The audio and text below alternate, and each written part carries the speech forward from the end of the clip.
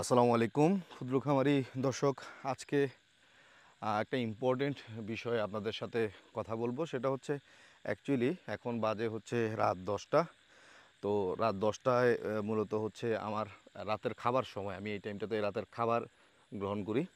তো রাতের খাবার খাওয়ার আগে সকল খামারির একটা যারা যারা ডেয়ারি ফার্মার তাদের একটা কাজ হচ্ছে আপনাদেরকে অবশ্যই এই টাইমটাতে গরুর হিট চেক করা।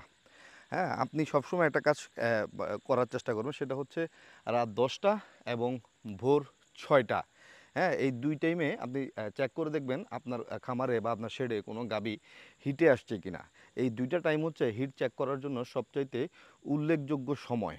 হ্যাঁ, তা আমরা দেখতে পাচ্ছেন আমরা এই মুহূর্তে আছি হচ্ছে যে খামারটাতে, এটা হচ্ছে ধামরাই, ঢাকা, এবং এটার নাম হচ্ছে সুপ্রিম অ্যাগ্রো। তো সুপ্রিম অ্যাগ্রো মূলত একটা ডেয়ারি বেসড ফার্ম। তো এখানে মূলত দুইটা শেডে 350 মতো ক্যাটেল আছে। তো আমরা এখন দেখার চেষ্টা করব যে কিছু গাভী যেগুলো হিটে আসছে কিনা আমরা একটু চেক করব। হ্যাঁ, তো সেটা আপনাদেরকে দেখাচ্ছি।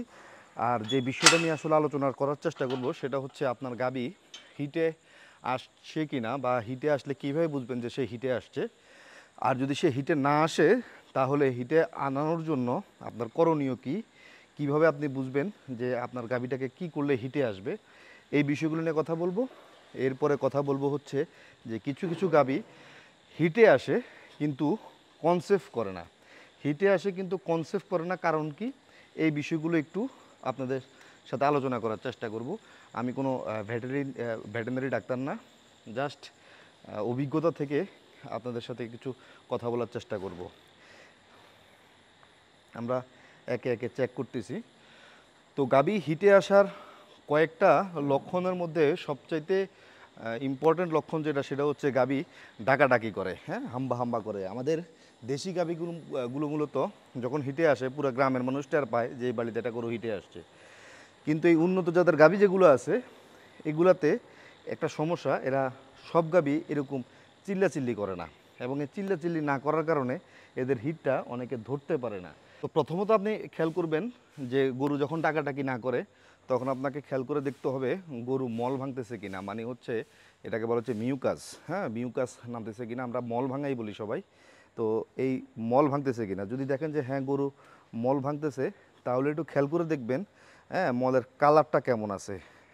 যদি দেখেন মলের কালারটা সুন্দর একটা কালার, হ্যাঁ একবার পানির মতো একটা কালার থাকে, তাহলে বুঝবেন যে হ্যাঁ এটার সব কিছু ঠিকঠাক আছে, এটাকে সিমেন্ট দেওয়া যাবে। আর যদি দেখেন যে না এটার কালারটা একটু ঘোলা আছে বা একটু হলুদ হলুদ আকৃতির আছে, তাহলে আপনাকে বুঝতে হবে যে এই কর্মীকে আগে চেক করতে হবে যে তার জরায়ুতে কোনো ইনফেকশন আছে কিনা। জরায়ুতে বিভিন্ন রকম ইনফেকশন থাকতে পারে, যেমন ছোট বড় অনেক রকম সিস্ট থাকতে পারে। ছোট সিস্ট যেগুলো, এগুলো এআই কর্মী হাত দিয়ে ভেঙে দিতে পারে। তখন আপনি আরেকবার ওয়াশ করে আপনি ইনসেমিনেশন করে ট্রাই করতে পারেন। কিন্তু যদি সেটা বড় আকৃতির হয়ে যায়, কিছু কিছু ক্ষেত্রে দেখা যায় যে টিউমারের মতো অনেক বড় বড় সিস্ট হয় গাভীর, ঠিক আছে। ওইরকম বড় বড় সিস্ট যদি কখনো হয়, ওইরকম বড় বড় সিস্ট যদি কখনো হয়, তাহলে ওই গাভীটাকে রিজেক্ট করাটাই হচ্ছে বুদ্ধিমানের কাজ। যেমন আমি অনেকেই দেখছি যে একটা গাভী 3বার 4বার 5বার 6বার ইনসেমিনেশন করেন, এগুলা আসলে করবেন না। হ্যাঁ, একটা গাভী যখন 3বার ইনসেমিনেশন করার পরেও সে কনসেপ্ট করে না, তখন আপনি এআই কর্মীকে দিয়ে তার জরায়ুটা ওয়াশ করবেন, সিস্টগুলো ভেঙে দিবেন, এরপরে তাকে আরেকবার এআই করবেন। যদি কাজ না হয় এরপরে আর একবার তাকে সার দিয়ে দেখাইতে পারেন, লাস্ট ট্রিটমেন্ট, ঠিক আছে। যদি তাতেও কাজ না হয় তাহলে আপনি গাভীটা রিজেক্ট করে দেওয়াটাই বুদ্ধিমানের কাজ হবে, ঠিক আছে। তো এগুলো হচ্ছে গাভী হিটে আসার লক্ষণ, কীভাবে ইনসেমিনেশন করবেন এটার লক্ষণ। এখন গাভী যদি হিটে না আসে তাহলে কী করবেন। আসলে হিটে না আসার তো অনেকগুলো কারণ আছে, সেজন্য যেখানে এই যে একটা গরুর মিউকাস ভাঙতেছে দেখেন, ঠিক আছে, এই যে একবারে সাদা একটা মিউকাস ভাঙতেছে। তো যাই হোক, অপুষ্টিজনিত কারণগুলোর মধ্যে এই যে আরেকটা গাভী মিউকাস ভাঙতেছে। তো অপুষ্টিজনিত কারণগুলোর মধ্যে উল্লেখযোগ্য সবচেয়ে প্রথম যেটা, সেটা হচ্ছে যে এই গাভীটা 1 সপ্তাহ আগে বিয়েছে, দেখতে পাচ্ছেন যে ময়লা ভাঙতেছে এখনও। তো সেটা হচ্ছে আপনি গরুকে পর্যাপ্ত পরিমাণ সবুজ ঘাস দিবেন, গ্রিন রাফেজ। হ্যাঁ, সবুজ ঘাস গরুর জন্য বা গাভীর জন্য হচ্ছে প্রধান খাদ্য। আপনার যদি ঘাস না থাকে আপনার গরু পালার কোনো অধিকার নাই, আপনি গরু পালবেন না। ঠিক আছে, সবুজ ঘাস ছাড়া গাভী পালা যাবে না এক কথায়। এরপরে যদি পর্যাপ্ত সবুজ ঘাস দিচ্ছেন, সব কিছুই করতেছেন, কিন্তু গাভী তো হিটে আসতেছে না, বকনা তো হিটে আসতেছে না, তাহলে ট্রিটমেন্ট কি? এর ট্রিটমেন্ট আপনি ভেটেরিনারি ডাক্তারের সাথে যোগাযোগ করবেন। কেন আরেকটা গরু হিটে আসছে? ভেটেরিনারি ডাক্তারের সাথে আপনি যোগাযোগ করবেন। ভেটেরিনারি ডাক্তারের সাথে যোগাযোগ করার পরে আপনি যেটা করতে পারেন সেটা হচ্ছে যে গরুকে মিষ্টি কুমড়া খাওয়াইতে পারেন, ভিটামিন ই সমৃদ্ধ। এরপরে আপনি যেটা করতে পারেন সেটা হচ্ছে ওকে অনেকে গ্রাম অঞ্চলে খাওয়ায়, এটা কী বলে, ডুমুর ফল খাওয়ায়। অনেকে যেটা করে সেটা হচ্ছে গরুকে ওই যে কি বলে এটাকে, কদম কদম গাছের গোড়া খাওয়ায়। ঠিক আছে, মানে কদম গাছের শিকড় বাইটা রস খাওয়ায়।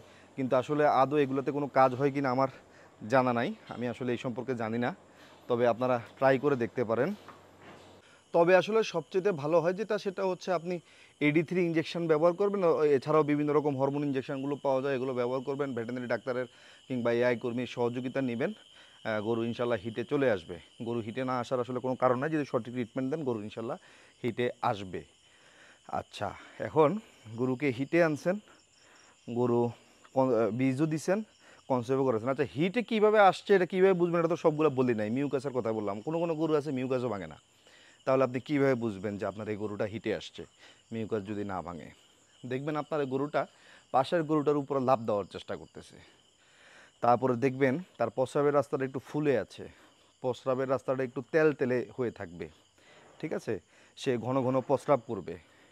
ঠিক আছে, এবং সে খুবই উত্তেজিত থাকবে, মানে হচ্ছে একটু নড়াচড়া বেশি করবে, হ্যাঁ, ফালাফালি করবে, স্বাভাবিক থাকবে না আর কি। তখন বুঝবেন যে আপনার গরুটা হিটে আসছে। এই হচ্ছে বিষয়। ওই সময়টাতে খাবারও একটু কম খাবে। ঠিক আছে, সকালে চেক করবেন, রাতে চেক করবেন, যেটা আমি প্রথমেই বলেছি। এছাড়াও চেষ্টা করবেন যে খামারের মধ্যে ষাঁড় গরু যেগুলো আছে এগুলোকে রাতে এক নজর দেখে নেওয়ার।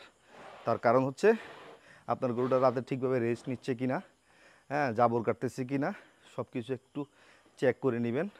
দেখবেন কোনোটা আবার জ্বর টর আসলো কি না, এগুলো একটু চেক করে নিতে হবে আপনাকে। সর্বোপরি আসলে ডেয়ারি খামার খুবই চ্যালেঞ্জিং এই সময়ে, হ্যাঁ, কারণ খাদ্য ব্যবস্থাপনা থেকে শুরু করে সব কিছুই খুবই এক্সপেন্সিভ, ওষুধের দামও অনেক বেড়ে গেছে, হ্যাঁ। সুতরাং একটু হিসাব নিকাশ করে আপনাদেরকে এই সেক্টরটাতে আসতে হবে নতুন যারা আছেন।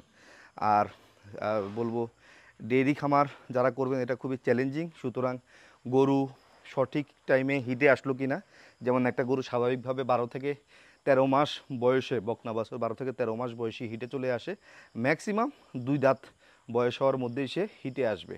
এগুলো আপনাকে খেয়াল রাখতে হবে। এবং 21 দিন পর পর হিটে আসে, আর বাচ্চা দিলে বাচ্চা দেওয়ার 2 থেকে 3 মাসের মধ্যে সে হিটে আসে কিনা এটা আপনাকে অবশ্যই নিশ্চিত করতে হবে। সুতরাং সব কিছুর দিকে খেয়াল রাখবেন। আপনাদের সবার জন্য দোয়া থাকলো, সবাই আদর্শ খামারি হবেন। আর আমার জন্য সবাই দোয়া করবেন, ইনশাল্লাহ আপনাদের সাথে যেন রেগুলার একটা টপিকস নিয়ে আলোচনা করতে পারি। যেহেতু এখন ঘুরে ঘুরে ভিডিও করাটা একটু কঠিন হয়ে গেছে আমার জন্য, তার কারণ হচ্ছে এর আগে যখন ডিজাইন এগ্রো পার্কে ছিলাম, হাসান ভাই আমাকে ছোটো ভাইয়ের মতো স্নেহ করতো, আমার বলতে পারেন গার্ডিয়ান, এখনও উনি আমার গার্ডিয়ান। তো ওনার এখানে পর্যাপ্ত পরিমাণ ফ্যাসিলিটি ছিল, যে কারণে বাংলাদেশের বিভিন্ন অঞ্চলে ঘুরে ঘুরে আপনাদের জন্য বিভিন্ন রকম ইনফরমেটিভ ভিডিও তৈরি করতে পারছি। তো যেহেতু নতুন এক জায়গায় আসছি, এখানে একটু বুঝতেই পারতেছেন কিছু রেস্ট্রিকশন আছে, সুতরাং এখানেই ম্যাক্সিমাম সময় আমার থাকতে হয়, যে কারণে হয়তো এরকম আগের মতো ঘুরে-ফেরা করা সম্ভব হবে না। তাই আমার মতে এটা আপনাদের জন্য ভালো হয়েছে, কারণ হচ্ছে এখন আবার সেই আগের মতো 2020 সালের আগে ক্ষুদ্র খামারি চ্যানেলটা যেমন ছিল, শুধুমাত্র তথ্যবহুল ভিডিওগুলো করার চেষ্টা করতাম, এখন আবার সেই 2017 সাল, 18 সাল, 19 সাল, 20 সালে ফিরে চলে যাব। এক এক সময় এক একটা বিষয়ে তথ্য নিয়ে কথা বলবো।